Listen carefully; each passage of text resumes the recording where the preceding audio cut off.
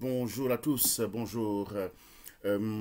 Aujourd'hui, je vais tenter de vous présenter un conte. Un conte est un récit qui parle de faits réels ou de faits imaginaires. Et ce conte est une production de notre ami que j'aime beaucoup, et il faut le dire, qui fait beaucoup de bien à notre communauté sénégalaise.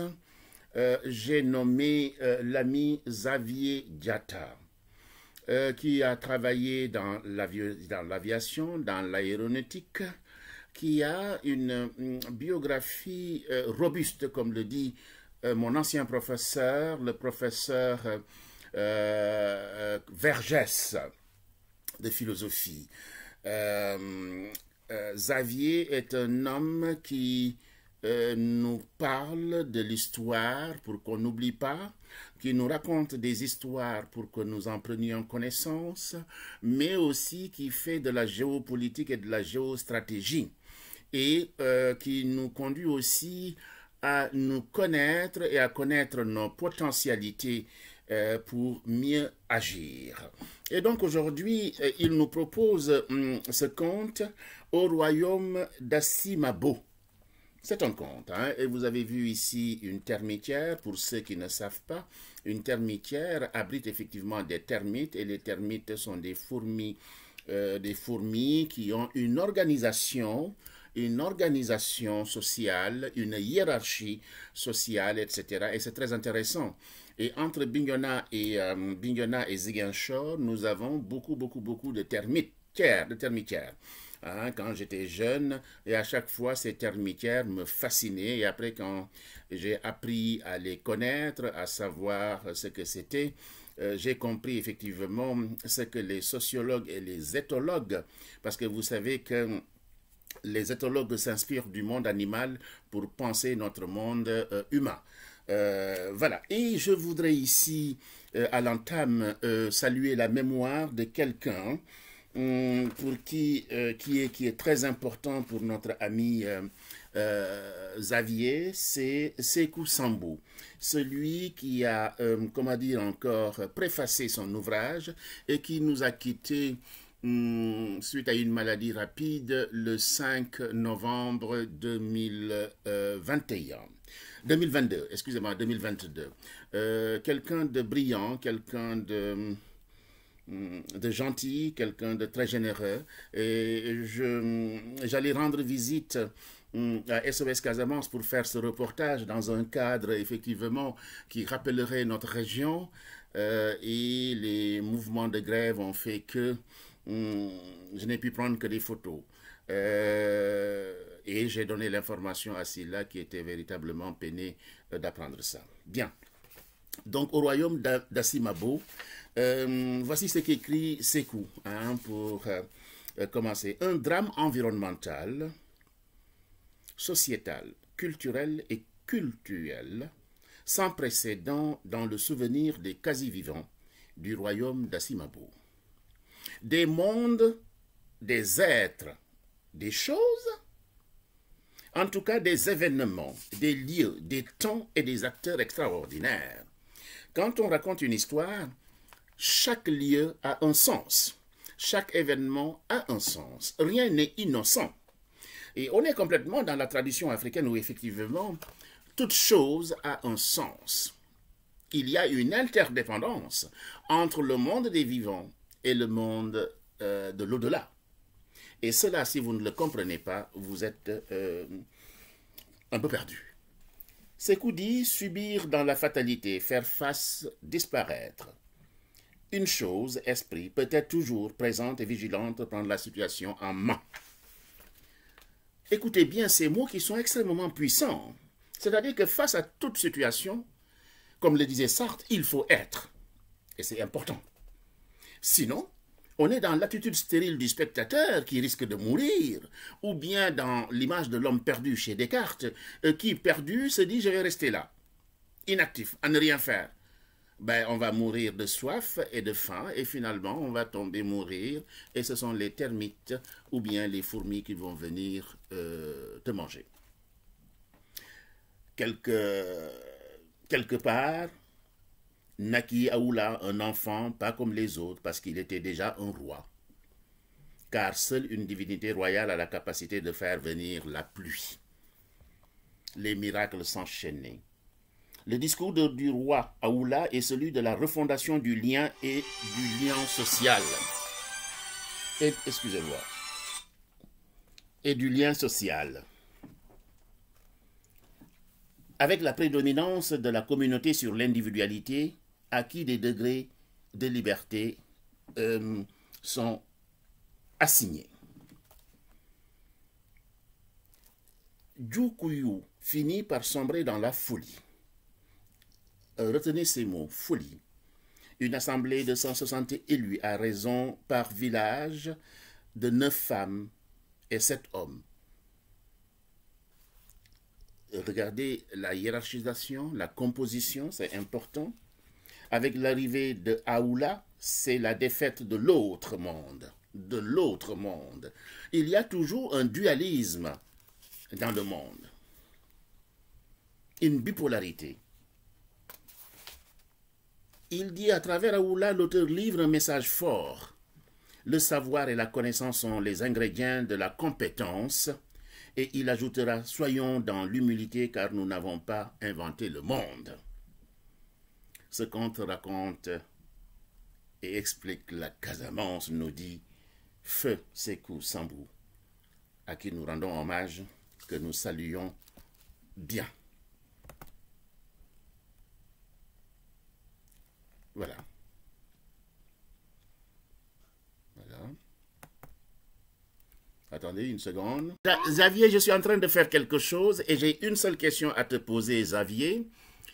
Quel est ton rapport avec l'écriture? Et tu viens d'écrire un conte au royaume d'Assimabo. Mais quel est véritablement ton rapport avec l'écriture? Rapidement, s'il te plaît. Mais moi, l'écriture, c'est un écritoire. C'est un écritoire. Généralement, j'écris entre plusieurs dossiers plus longs, tu vois. C'est-à-dire, par exemple, comme maintenant, je suis hyper bouqué.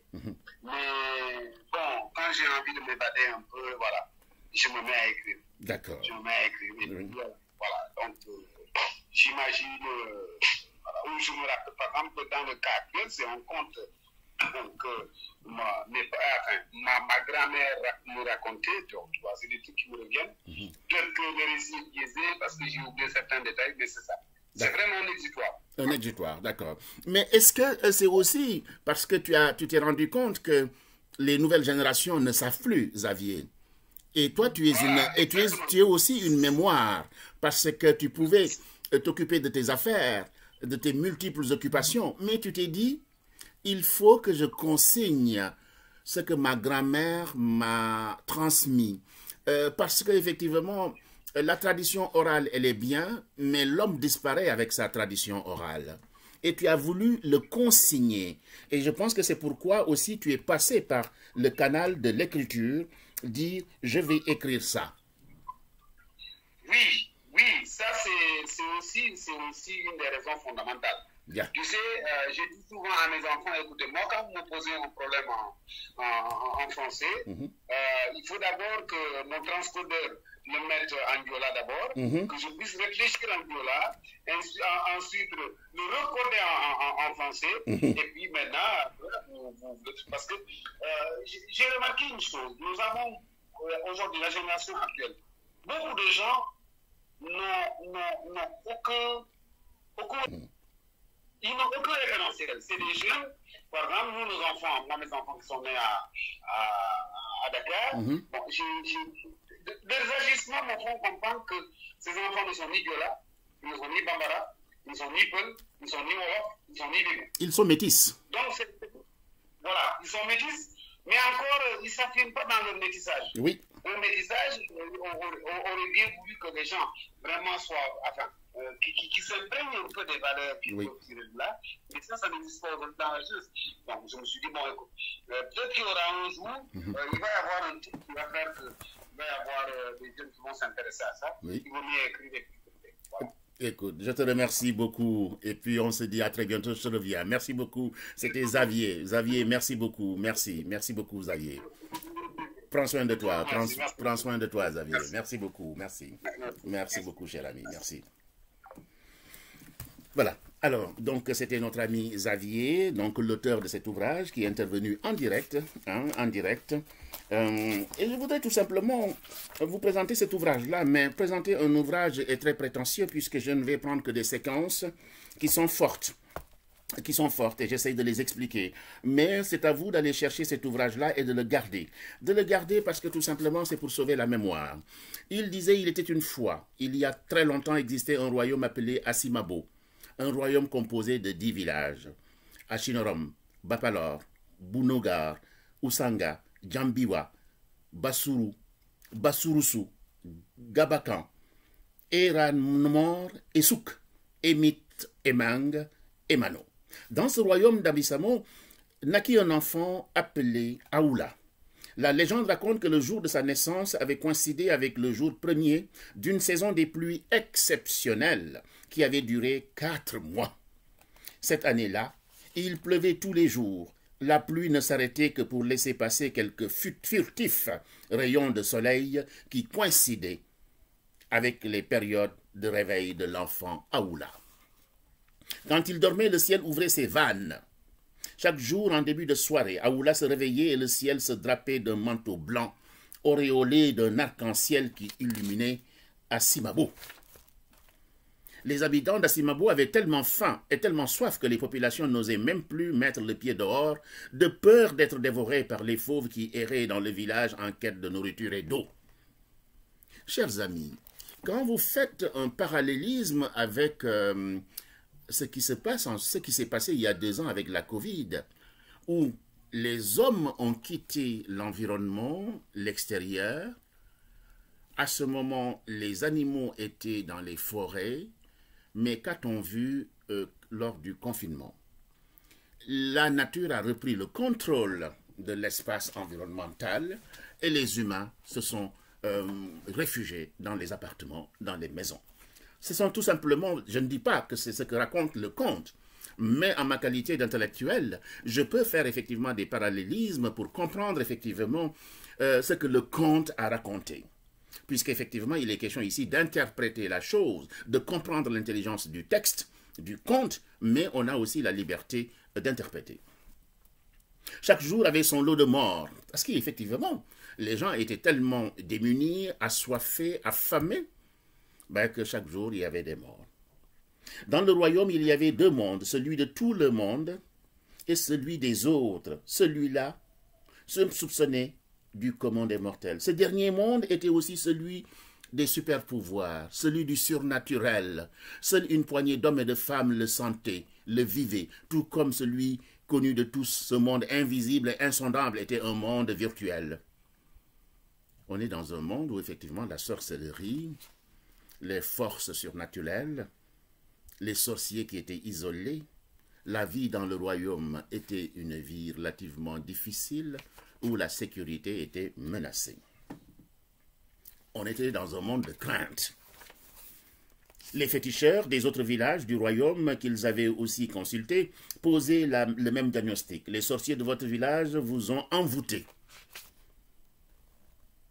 Certains, par méchanceté, confondaient le couple avec les sorciers. Oh, cette sorcellerie! De retour à la maison, du vieux Egandé, leur père, la cohabitation avec la belle-mère, Assania, ne fut pas amicale. Les relations étaient même devenues exécrables, etc. La présence des sorciers, de ces gens de savoir, a mis une confusion dans le village. Mais ce village est composé de gens de savoir aussi. Il y a ceux qui détenaient le bon savoir et ceux qui avaient un savoir, mais un savoir malfaisant. Donc, vous avez compris qu'il y avait la présence de la sorcellerie, mais les fétiches étaient en mouvement, les savants, les érudits, tout le monde, effectivement, devait faire face, effectivement, à ceux-là qui œuvrent dans la nuit pour attaquer les innocents, etc. Ce qu'on appelle les forces de la nuit. Le pouvoir. Quand ils la mangeront, ils prendront tous les pouvoirs qu'ils pensent détenir. La revanche. Tu garderas ce secret pendant 6 jours, et crois-moi, le mystère de la vie s'accomplira par toi, ô femme exaucée. Ta vie sera pleine. Tous ceux qui t'ont humilié, vilipendé, viendront s'agenouiller à tes pieds et te demanderont pardon. Tu pardonneras à tous, même à ces femmes qui te veulent morte. Tu seras une femme accomplie. La revanche. Le destin, le de facto. On en vient ici, le village et les sorciers. Comme le village était toujours sans nourriture, elle était persuadée que personne ne résisterait et peut-être même que le moindre petit morceau de viande serait disputé. Elle rêvait d'un bapalor acquis aux activités sorcières d'un monde de la nuit. C'est-à-dire qu'on affame pour t'aliéner, on t'affame pour te récupérer. Comme vous savez, dans le mouvement... comment on appelle ça, les intégristes ou bien ceux-là, effectivement, qui, parce qu'ils sont affamés, ben, on peut les mener par le bout du nez. Regardez cette image, elle est puissante, hein? Elle est puissante quand on vous conditionne. La faim, l'appel du ventre, dérègle effectivement la pensée de l'individu, la liberté de l'individu. Continuons, puisque effectivement vous allez acheter cet ouvrage et pour mieux comprendre ce qu'il dit. Moi je ne prends que des séquences, autrement il n'y aura pas intérêt d'acheter ce livre-là qu'il faut posséder. Hein. Moi j'en ai donné beaucoup à ma sœur de Grenoble que je salue, à Oumi Tiaré, notre amie qui a été la première à l'acheter d'ailleurs, Oumi Tiaré, moi non, que je salue. Si tu le dis, mais je trouve étrange tout ce qui nous arrive en ce moment. Que ce futur arrive dans la paix. Oui, même dans la difficulté, on doit toujours prier, espérer. Aoula, un enfant pas comme les autres. Dans la tradition du royaume, il faut 6 jours francs avant qu'une femme admise dans la case sacrée d'accouchement ne puisse en sortir pour dévoiler l'issue de sa retraite. Une issue qui pouvait catalyser une atmosphère familiale, heureuse lorsqu'une naissance est confirmée. Malheureusement, lorsque la femme revient seule chez elle. Et ici, seules les femmes ayant connu une maternité au moins pouvaient rendre visite à la parturiente. Oui, l'Afrique est un monde codé. On ne peut pas faire comme l'enfant Google, c'est-à-dire qui prend connaissance de tout sans les maîtriser. Il y a des règles de connaissance qui permettent effectivement à l'enfant d'assimiler en fonction de son statut social ou de l'initiation reçue pour accéder à tel savoir. Mais maintenant, dès qu'on est jeune, ben, tout nous est ouvert comme chez Google. Hein? Et comme je le dis souvent, quand on n'a pas les connaissances requises et les intestins qui sont bien formés pour filtrer tel un entonnoir la connaissance, l'individu va souffrir d'une certaine boulimie et cette boulimie va créer effectivement un désordre dans la tête parce que quand on n'assimile pas quelque chose, c'est la confusion. Et on peut même parler de confusion mentale. Continuons. À présent, tout le monde est convaincu de ce qui se chuchotait dans les cases. Yalor était venu neutraliser les forces du mal pour permettre à Aoula de naître et de sauver Asimabo. Oui, il fallait quelqu'un pour sauver ce village, pour reprendre le contrôle du village. Il fallait le protéger des esprits du mal. Et cela, c'était tous les sages, tous les bons sages, les gens de pouvoir, qui devaient effectivement faire l'armature, la ceinture, la protection rapprochée pour que cet enfant grandisse et vive dans la paix. Parce qu'effectivement, les sorciers menacent. On continue. On continue. Le système de troc, oui, effectivement, comme je vous ai dit, dans cette société-là, il y avait un système effectivement d'échange qui était intéressant. Les femmes du village insulaire, après les prières matinales, étaient obligées de parcourir de longues distances pour trouver les fruits et autres légumes nécessaires à la préparation des repas. Les hommes, quant à eux, n'étaient pas mieux lotis, car l'approvisionnement du vin leur incombait. Par pour avoir le précieux vin de palme ou le gadjo, ils avaient recours au ngnaes, cette forme de troc de poisson contre le vin. Le troc est une monnaie d'échange, est un système d'échange. Hein. Voilà. Les concessions parfois proches, ces familles récomposées vont rivaliser d'ambiance toute cette nuit de veillée de Outtes. Cette fête est appelée aussi fête de la communion du peuple Asimabi. Bon nombre d'Asimabi, surtout les hommes, arrivent au village de rencontre complètement amochés par la fatigue et l'alcool. À l'heure du repas, on pouvait entendre le vacarme de ces soulards d'un soir s'essayer au discours autour des ourils ou se vanter de leur bravoure à la lutte, à la chasse ou à la pêche. Oui, il y avait effectivement un art oratoire, il y a des moments de rencontre, des moments festifs, et c'est ça qui fait la beauté d'un pays.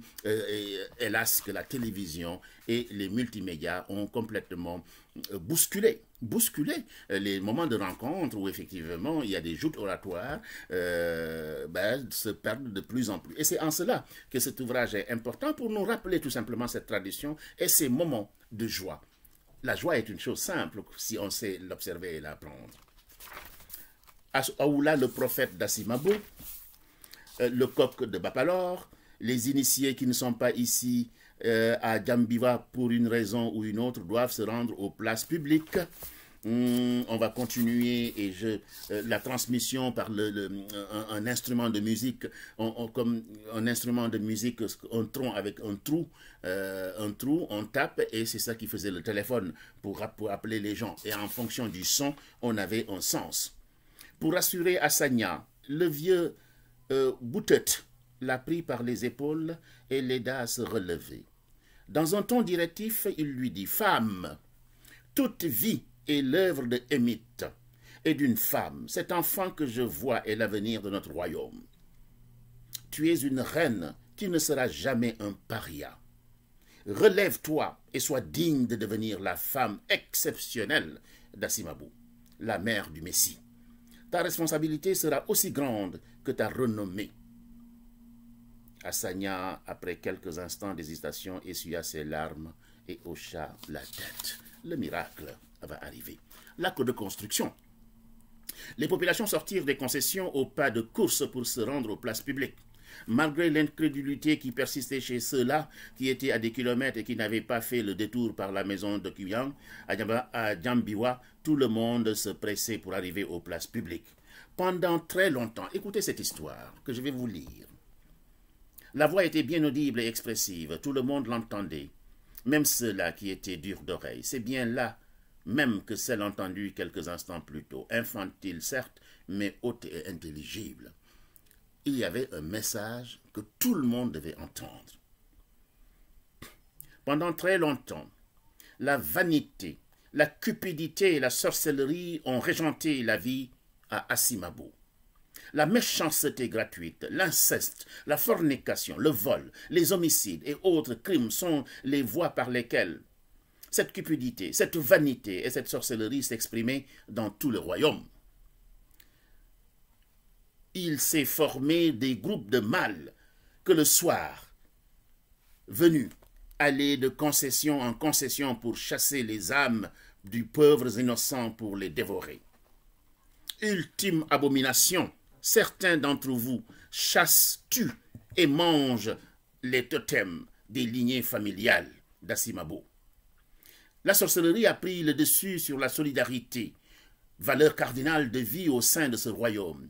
Si ces 3 dernières années vous avez faim, c'est de votre faute, car depuis plusieurs décennies, la loyauté et la morale n'avaient plus de place dans votre vie. Vous les avez remplacées par une inacceptable boulimie. Manger et boire à satiété ne vous suffisait plus. Vous vouliez déjà avoir ce que la nature avait prévu pour vos enfants et petits-enfants. Cette cupidité de vouloir disculper et décupler vos richesses qui ne sont qu'éphémères vous a poussé à user de rituels nécromanciers. Rituels fondamentalement basés sur la magie noire. Pratique pourtant bannie et formellement interdite dans le royaume. C'est aussi cette même cupidité qui vous a conduit à couper des arbres sacrés, communautaires, défiant ainsi les fondements de la mère nature nourricière. Les choses doivent changer, et elles vont changer. Que vous ne le vouliez pas, à la fin des festivités de cette fête douteuse, vous allez rentrer directement chez vous en procession et en chantant les oraisons funéraires de vos ancêtres. Une fois dans les villages, personne n'est autorisé à franchir les limites de sa possession. Pendant 6 jours et 6 nuits, personne n'est autorisé à se détacher de la communauté. Les travaux dans les champs étant terminés, nous allons traverser une période sacrée de recueillement, de prière et de purification, avant d'entamer les récoltes. Nous allons prier et implorer le pardon à Émite pour le mal que nous avons fait à la nature et à nous-mêmes et à la vie. Chers amis, regardez dans le corpus de Descartes, tout simplement, où l'homme sera maître et possesseur de la nature, mais à quoi atteste-t-on? C'est la nature qui reprend le contrôle. Et nous sommes perdus. La Covid nous a aussi amenés à revoir nos prétentions et à ne pas faire de la nature un ennemi, mais à de vivre avec la nature. Que la tradition ne soit pas mauvaise, que la modernité ne nous incite pas à renvoyer la tradition et les coutumes. Il y a possibilité de combiner les deux et de vivre bien ensemble, en harmonie. Mais auparavant, vous devez terminer le rituel d'Othès pour honorer les mânes de ce royaume, pour rentrer chez vous. Cette fête est d'abord un moment de recueillement et de repentance et non de gavage. Laissez de côté votre ego et pensez surtout communauté. Tous ceux qui enfreindront les règles auront un seul avantage, celui de connaître le châtiment. Celui de connaître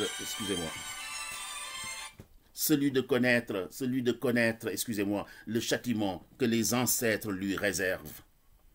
Rentrez chez vous dans la paix et surtout n'oubliez pas les défunts dans les prières. Dans les prières. La voix, excusez-moi, attendez. La voix se tut et chacun fut livré à lui-même, partagé entre un soulagement d'avoir désormais un régent pour certains, l'inquiétude de faire face à un avenir incertain. Et effectivement, ce texte est extrêmement fort dans le conte du royaume d'Assimabo. Et ce prêtre, je ne sais pas comment on peut l'appeler, cet être supérieur qui est venu d'ailleurs pour parler au peuple qui se déréglait, ce peuple qui se perdait, ce peuple qui ne pensait plus effectivement à l'harmonie que nos aïeux, nos ancêtres nous ont léguée. Mais nous avons oublié, et il fallait effectivement frapper avec le marteau, mettre en condition les gens. Et comme nous avons une faculté de résilience, les gens ont repris le contrôle effectivement. Mais après s'être reconvertis, avoir eu une reconversion, rentrer en soi-même pour se retrouver. Djoukouillou et Amayi, les orphelins de Bapalor, jetaient un sort, le sorcier, toujours présent dans cet ouvrage-là, mais c'est le temps des miracles. Oui, après les difficultés, il y a un temps de miracle. La fête était belle malgré l'ambiance quelque peu refroidie par les événements de la nuit précédente. À la tombée de la nuit, chaque Assimibi avait regagné son village avec un sentiment d'appréhension quant aux événements insoupçonnés. Peu après la nuit noire, les Ebissa des différents villages appelèrent au rassemblement dans les places publiques. Le premier miracle de cette nouvelle phase de reconstruction ne tarda pas à rappeler aux Assimabi de l'impérieuse obligation de soumission à la sacralité de la période. Le rythme des tambours accompagnant les voix des hommes et des femmes allait crescendo et subitement, Djoukouillou entra en transe. Pendant un court instant, personne ne lui prêta attention et l'on continua les libations. Assemblée de dirigeants. On raconta plus tard que tout comme le premier jour de l'avènement de cette nouvelle ère, avec le message d'Aoula, la voix de Djoukouillou était aussi audible dans tous les villages du royaume. Djoukouillou, que tout le monde considérait comme le fou du royaume, devint alors la personnalité la plus importante. Mais, chers amis, est-ce que vous avez lu l'aventure ambiguë? Le fou dans l'aventure ambiguë, était-il véritablement fou? lui qui allait effectivement permettre à la société de réfléchir pour se réinventer et se comprendre. Une difficulté, l'obstacle nous permet effectivement de regarder, observer, comprendre, pour mieux être résilient et, comment dire encore, se mettre en mouvement. Et c'est important. Le fou. Cet ouvrage est vraiment, ce conte est extrêmement intéressant et je vous incite à l'acheter et à le garder et à le lire à vos enfants, à le partager, à en offrir. Donnez-en en cadeau. C'est comme ça qu'on peut aider nos auteurs qui ne font pas ça pour avoir de l'argent. Non, non, ils ont un métier, une activité. Ils ne vivent pas de l'écriture, mais ils utilisent l'écriture pour passer des messages, pour sauver notre mémoire qui est décadente, pour sauver effectivement notre humanité qui est en déperdition, pour tout simplement nous rappeler ce que nos ancêtres nous ont appris, mais que nous avons oublié. Ancêtres d'Assimabo, génie d'Assimabo, royauté d'Assimabo, population d'Assimabo, que la vie et la sagesse de Émite soient avec nous tous. Nos ancêtres, nos génies et Émite ont élu 160 Assimabi parmi nous, en fonction des pouvoirs et des missions qui leur seront assignés ou consacrés. Ils acquerront une sacralité, mais cette sacralité ne peut pas être effective que lorsqu'elle est au service de la communauté. Elle desservira quiconque serait amené à vouloir en tirer un bénéfice personnel. Mes chers amis, mais ce conte nous parle, ce conte est d'une actualité mais pertinente. Quand vous lisez un texte, faites un parallélisme. Je lis un texte et je regarde la société dans laquelle je vis aujourd'hui. Je ne dis pas que notre ami Xavier a écrit ce livre pour ça. Je suis un universitaire, un intellectuel. Quand je lis un texte, je le lis et j'essaye de comprendre, de mesurer et de comparer avec effectivement la somme de connaissances que j'ai et de faire des parallélismes. Sinon, je n'aurais rien compris. Un livre dit, et c'est en fonction de ma façon de le secouer, de l'interroger, qu'il me parle. Et cette écriture me secoue tellement que je vais voir dans ma bibliographie, dans mon encyclopédie, ce que je peux trouver et qui peut être semblable. Et s'il peut m'amener effectivement dans une nouvelle direction, ben ce sera ça. Et ce bouquin, ce conte est extrêmement intéressant et je suis vraiment désolé de... c'est court, mais je ne peux pas faire autrement pour ne pas que les gens... comment dire encore, oui, faire une vidéo sur un texte comme ça, c'est bien, mais on ne peut pas faire 1 heure, 2 heures, parce que chaque page que je lis, je m'arrête. Parce que chaque page m'invite à une autre pensée, à regarder le monde autour de moi, à penser, à réfléchir, et me dire qu'est-ce que nous avons fait, que pouvons-nous faire pour le vivre ensemble, au lieu de que vivre que pour moi. La singularité des gens, la malhonnêteté des gens, l'absence de morale, ont démissionné, ont quitté notre espace, alors que nous sommes des traditions de générosité, de partage, d'échange. Et la modernité nous a complètement phagocytés et perdus. Et il est temps, à travers ce conte, de nous retrouver pour nous renouveler et renouer avec la tradition tout en nous ouvrant à la modernité. Il n'y a pas d'incompatibilité entre la modernité et la tradition. Tout est le fait de l'homme, l'humain. Si l'humain comprend les deux accès, il sait prendre le meilleur et l'essentiel pour vivre. Assimabo changera un jour, c'est inéluctable. Il appartiendra à la génération de la période de prendre ses responsabilités et d'intégrer sa redevabilité vis-à-vis de l'histoire et vis-à-vis des ancêtres. La précédente sécheresse devrait nous éduquer Si vous voulez être de ceux qui concourent à un Asimabo prospère et rayonnant, éduquez vos enfants dans la droiture où l'amour est l'amour. Si vous pensez avoir des épaules suffisamment larges pour porter la responsabilité de la décadence du royaume, Asimabo est à vous. Regagnez vos villages et restez en paix. Les élus resteront ici à Bapalor avec moi pour que les ancêtres et les génies parachèvent leur consécration. Une fois les mystères accomplis, Asimabo n'aura plus besoin de moi. Kemet vous garde. C'est en ces mots que je vais terminer effectivement cet ouvrage, juste pour vous inciter à l'acheter, à le lire,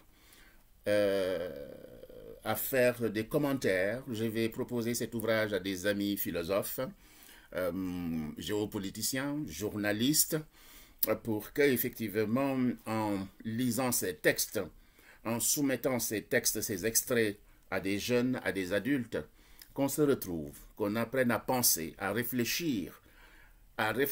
Quelqu'un disait à poser la valise pour nous réfléchir. Qui suis-je? Comment vivaient nos ancêtres? Qu'est-ce que nos ancêtres nous ont légué? Qu'est-ce que je prends? Qu'est-ce que je laisse? Comprendre aussi que le monde est duel. Il y a un dualisme, le monde naturel et le monde surnaturel. Comment faire pour effectivement profiter de ce monde surnaturel? Parce que dans ce monde surnaturel, encore, il y a un dualisme.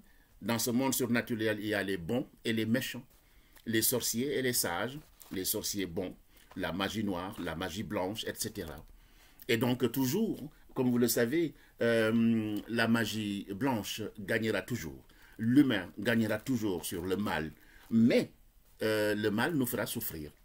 Mais en nous faisant souffrir, nous réfléchirons. Nous perdrons ce que nous aimons. Mais nous réfléchirons pour qu'effectivement l'avenir soit meilleur. Qu'il soit la réflexion de notre vécu. Pour qu'effectivement, nous ne fassions plus les mêmes erreurs. Que nous sachions transmettre, éduquer, enseigner la générosité et l'éthique, qui nous manque beaucoup, beaucoup. Hein, à regarder notre voisin, pour que le voisin ne soit pas un ennemi, pour que le soupçon disparaisse, le doute. Nous devons vivre ensemble. Xavier, qui est effectivement né en 1961 à Ziguinchor, en Casamance, après une riche expérience dans l'aviation militaire, il entame une carrière dans l'aviation civile, avant de se spécialiser dans l'épandage aérien agricole dont il en fit son métier. Engagé dans les causes humanitaires, notamment dans le bénévolat, il mit en place, avec d'autres professionnels de l'aviation, un dispositif d'évacuation sanitaire gratuite au Sénégal, par avion, pour, dit-il, rapprocher les malades des plateaux médicaux de grands centres hospitaliers du pays. Il fut, de 2014 à 2016, le premier président de la sous-commission Santé-Population du Conseil départemental de Ziguinchor, puis de 2017 à 2021, conseiller technique de la Commission nationale du dialogue des territoires de la présidence de la République du Sénégal. Libre penseur et écrivain défenseur de la paix, il partage ses publications sur son site www.xavierdiatta.info. Il est l'auteur de Fidji Dikera, la crise casamançaise racontée à mes enfants, paru aux éditions Kamandienne, Montréal, Canada, mars 2017. Il a écrit aussi un autre ouvrage qui s'appelle Casamance, les géoles du mensonge, paru aux éditions L'Harmattan en décembre 2019. Je voudrais ici remercier nos amis de WhatsApp La Casamance, remercier notre ami Amadou Silla de SOS Casamance, qui a contribué, qui a parrainé et défendu cet ouvrage, SOS Casamance. Tous nos amis de la Casamance, tous les amis du Sénégal, mais tous les humanistes du monde, et leur dire seulement que toute vie est une vie, comme il est bien dit dans la charte du Mandé de 1322, toute vie est une vie. Et effectivement, nous devons apprendre à vivre ensemble pour effectivement nous conduire en citoyens généreux, respectueux des traditions et envisager l'avenir en tenant compte effectivement de l'histoire, des traditions bonnes, en enlevant tout ce qui est mauvais pour promouvoir la bonté, la générosité. Pape Bakary Sissoko depuis Paris. Abonnez-vous à ma chaîne, partagez, discutez. Donc aujourd'hui, c'était le livre de Xavier Diatta au royaume d'Assimabo. Merci beaucoup, à bientôt.